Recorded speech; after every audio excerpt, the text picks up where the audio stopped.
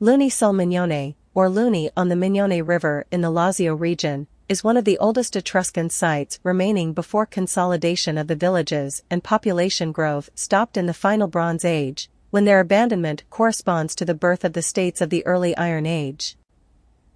Luni sul Mignone. The following reminds me of an earlier technique found at Petra. Could it be that these architectural carvings were once groves to hold wooden structures in place? That way, if the wood broke down, they'd be able to rebuild it without all the going through the technical motions at the beginning of the process. Carving at Luni sul Mignone. You'll see the same type of carvings at Parco Martiranum. These are in the same area.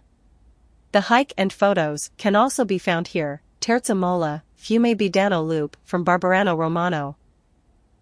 Continuing on the hike, you'll see things like this. Further north is Genoa, in the Liguria region, which begins in the east at Luni.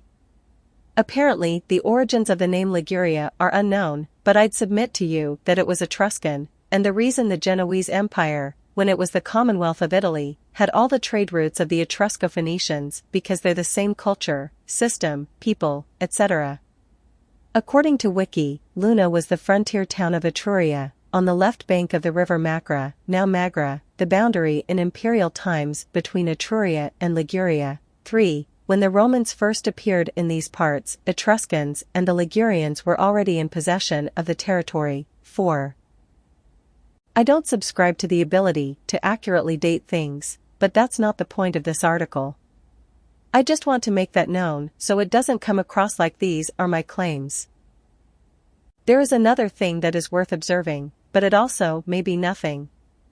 Ponte Taro has signs of old dwellings called fondi di capanna, which are basically huts built over foundations.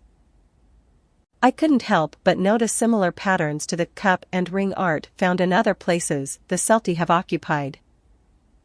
Obviously, these patterns are not necessarily serving as foundations for structures.